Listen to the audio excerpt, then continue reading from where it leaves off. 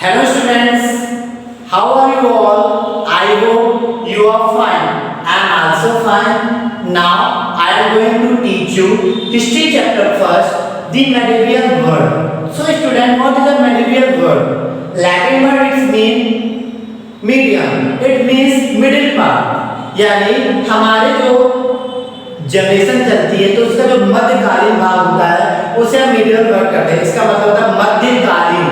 क्या कहते हैं? मध्यकालीन युग। ये जो स्टार्टिंग थी वो 8th सेंचुरी से 18th सेंचुरी तक चली थी, अप्रॉक्सीमेटली 1100 ईयर तक। ये जो था ये बहुत ही पुराना समय था। ये जो समय था वो बहुत ही पुराना समय था। इसलिए इसको 2 पार्ट में डिवाइड किया गया। इसको हमने 2 पार्ट में डिवाइड कर दिया गया। एक अर्ली मेडिवल यानी जो चला हुआ युग और एक लेट मेडिवल जो पीछे चला जा चुका है।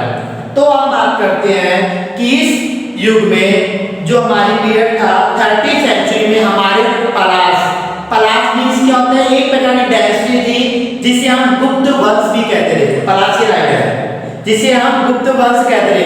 इनके जो राजा थे वो 750 पर राज पर बैठे थे, जिसका नाम था गोपाल। क्या नाम था? गोपाल, जो राजगद्दी में बैठे थे। इनकी जो लैंग्वेज थी वो हिंदी थी।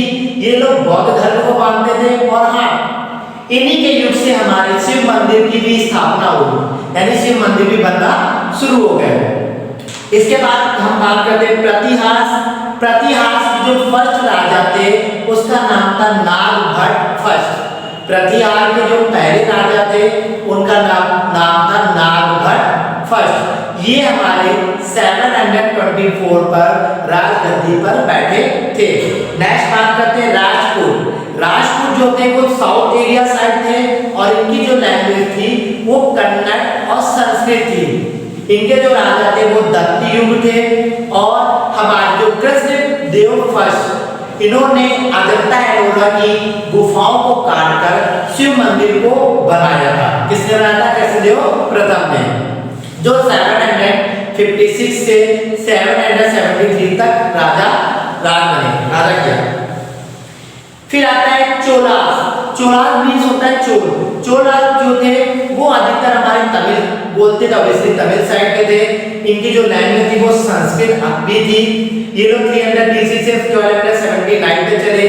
इनके जो राजा थे विजय चोल, राजेंद्र चोल।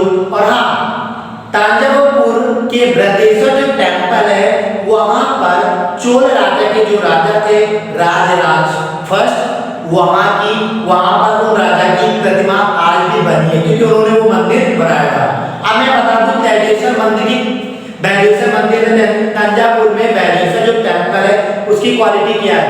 उस पे एक पिलर है जमीन से इतना हवा में लटका हुआ है, कोई भी बेस नहीं है। आप अपना हाथ ऐसे कर सकते हैं, कोई कपड़ा भी ऐसे कर सकते हैं, कुछ में वो इस क्वालिटी से बनाया है कि वो हवा में पिलर लटका हुआ है और आज तक कोई नहीं बता पाया कि वो ऐसा क्यों होता है।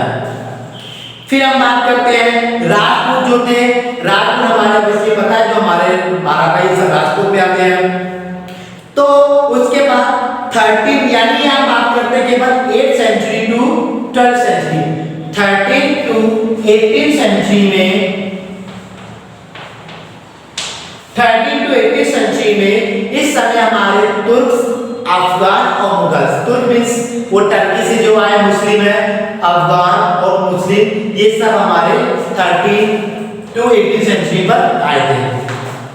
अब जैसे जैसे वो अपने लैंड पर आने लगे वैसे वैसे हमारी जो जगह थी उनके लैंड भी चेंज होते गए। जैसे आर्य इंडिया है तो इंडिया का नाम आर्यभट्ट हो गया। आर्यन जो थे, आर्य जो आए थे उनके नाम पर हमारे इंडिया का नाम आर्यभट्ट हो गया। क्या नाम हो गया? आर्यभट्ट से कहते हैं। इसके बाद पुराण जो थे उसमें भारतवर्ष उनका नाम हो गया। फिर जो हिंद थे, हिंद के निवासी, उनके नाम से हमारा इंडिया का नाम हिंदुस्तान रख दिया गया।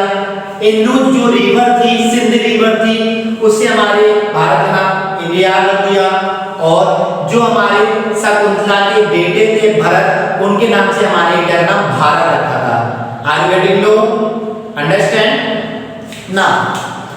अब बात करते हैं सोर्स ऑफ हिस्ट्री, तो सोर्स ऑफ हिस्ट्री में हमारे जैसे मॉन्यूमेंट्स यानी पुरानी जमाने की जो हमारी हिस्टोरिकल प्लेस है वो, इंस्क्रिप्शन जो हमारी पुरालेख है, जो पुराने जो हमारी लिखावटें हैं वो, पेंटिंग, ये सब पीरियड आती है। तो इसी को हम एथनोलॉजी और लिटरेसी सोर्स में रखते हैं।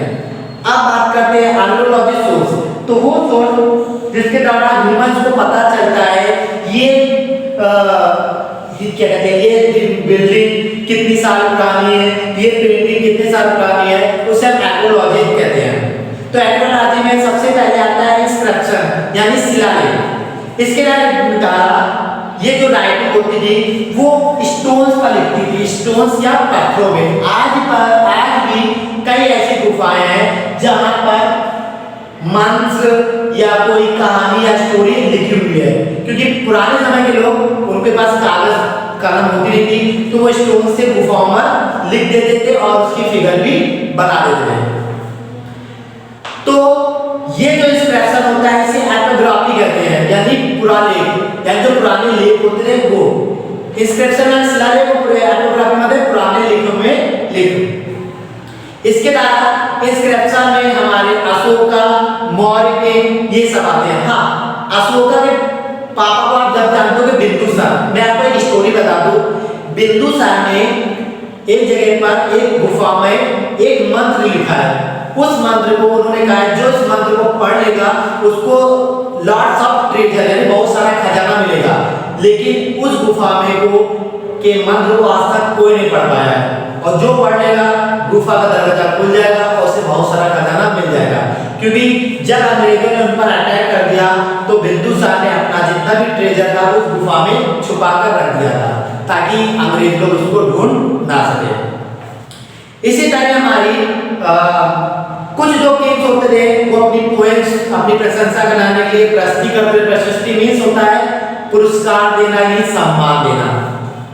इसके बाद मिडिवल पीरियड में हमारी चोल जो थी, चोल से इंस्क्रिप्शन थे, जैसे ताजमहल पे वॉल पे लिखना। मैं बता दूं ताजमहल की जो वॉल है वहां पर स्टोन्स की कटिंग कर करके फिगर बनाए गए हैं। रेड फोर्ट है, रेड फोर्ट हमारा राजपूत प्लेस माना जाता है। अब आता है मॉन्यूमेंट्स एंड बिल्डिंग्स।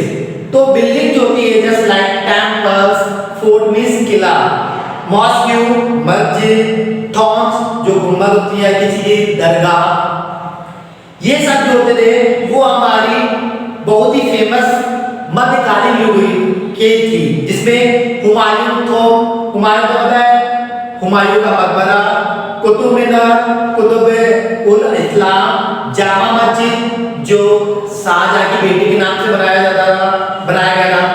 दिल्ली में हमारा रेड फोर्ट, ठीक है, और ताजमहल आगरा में, होलिसिया टेम्पल ओबेरू में कर्नाटक में, ये सब मॉन्यूमेंट्स हैं जो हमारे इंडिया में है। ये देखिए इस तरह से चित्र बने ताजमहल, ये सब पत्थरों से बने हैं, पत्थर की कटिंग करके और इसको कलर करके किया गया है। Next sculpture and painting.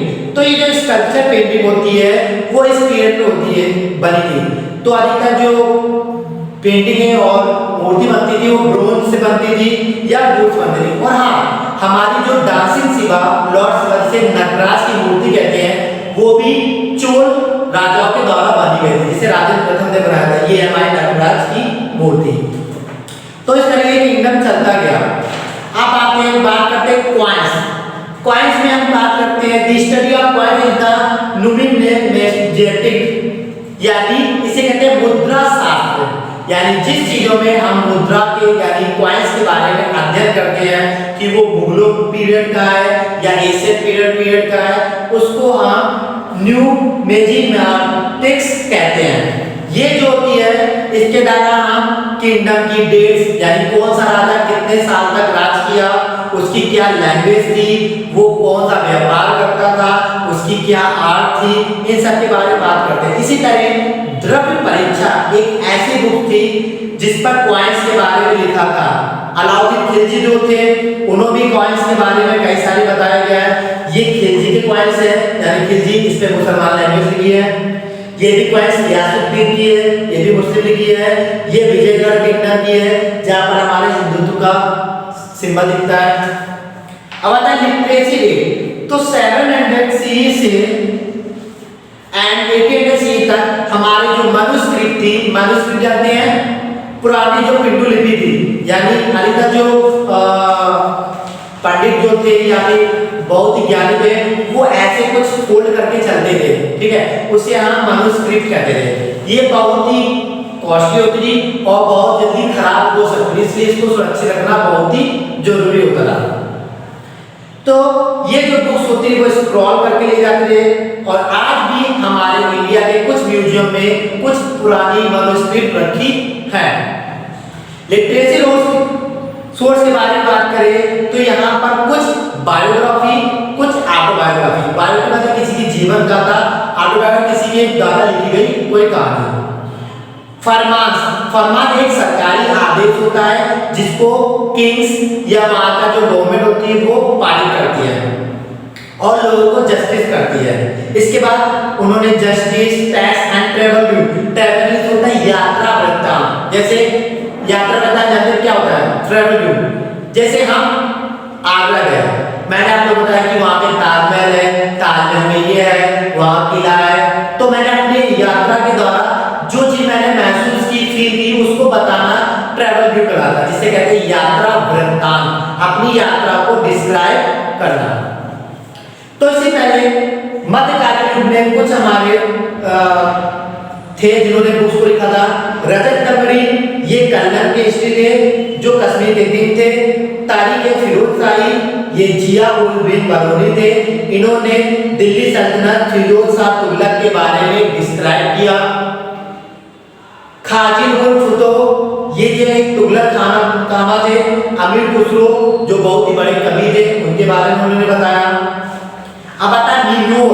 मीमोर means होता है इतिहासकार।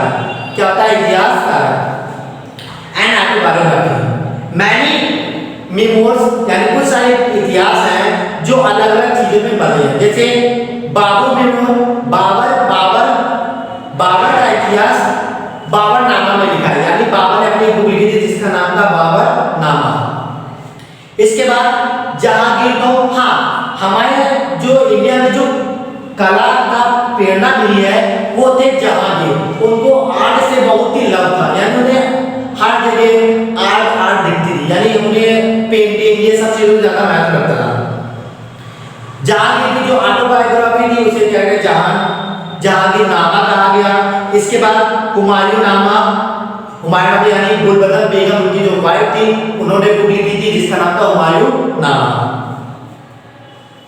इसके बाद ट्रैवल व्यू बताया था, यात्रा वृत्तांत। तो इसके बारे में क्या होता है? जैसे हमारे Ibn Battuta, Marco Polo, Nicolo Conti, आबू रजा, राफेल फिच, बेरेनियर, टेनर, ये लोग जो थे जो इंडिया से कहीं दूसरे जगह ट्रैवल किया और वहां की हिस्ट्री को डिस्क्राइब किया कि कहां का कौन सा चीज है। रिलीजियस लिटरेचर, तो मध्यकालीन युग में उस समय हमारा जो युग था वो भक्ति का था, सूफी का। भक्ति मतलब लोग भगवान को मानते रहे, सूफी जैसे हमारे संत कबीरदास, तुलसीदास, ये थे सूफी संत लोग थे। इसके बाद यानी जो नहीं, जैसे आपने कहा थे तानसेन हो गया, ये सब हमारे सूफी संत में आते हैं। इसके बाद हमारे जो रिलीजन थे वो रामायण और महाभारत था, ये हमारे जिसको और कई लैंग्वेज में ट्रांसफर किया गया। आपको पता है महाभारत का असली नाम क्या है? क्या है? जय संहिता। महाभारत का रियल नेम क्या है? जय संहिता। 7000 की पन्नों की एक बुक थी जिसको कन्वर्ट करके रखा गया महाभारत। अच्छी, अब क्या क्या हमने योग्यता हासिल की? तो लिटरेसी में गवर्नमेंट जो थी उन्होंने कई सारे डॉक्यूमेंट्स को फरमान जारी किया कि कोई भी इसको यूज ना करे और इसको सेव करके रख दिया गया। आज के समय में इन सबको म्यूजियम में रखा गया है। अब आता है कॉलिग्राफी। तो पुराने समय में जो सुंदर लिखावटें होती थी उसे हम कॉलिग्राफी कहते थे। क्या कहते थे? कॉलिग्राफी। जो हाथों से लिखी जाती थी और वो या तो पत्थरों पे लिखी जाती थी या फिर किसी लकड़ी के तख्ते पर। आई होप आपको ये चैप्टर क्लियर हो गया होगा। तो इस चैप्टर से हमने पढ़ा प्रतिहार कौन है, राजपूत कौन है, पलाश कौन है, राजपूत कौन है, चोल्स कौन है, इन सब के बारे में हमने पढ़ा। आई होप आपको हिस्ट्री एंजॉय हो रही होगी, हो रही कि नहीं हो रही है, हो तो रही होगी क्योंकि इतना अच्छा तो आपको लग रहा होगा आज की क्लास में। So every students be enjoy this class, next time be lots of enjoy. So student stay safe, stay home, good day, bye bye.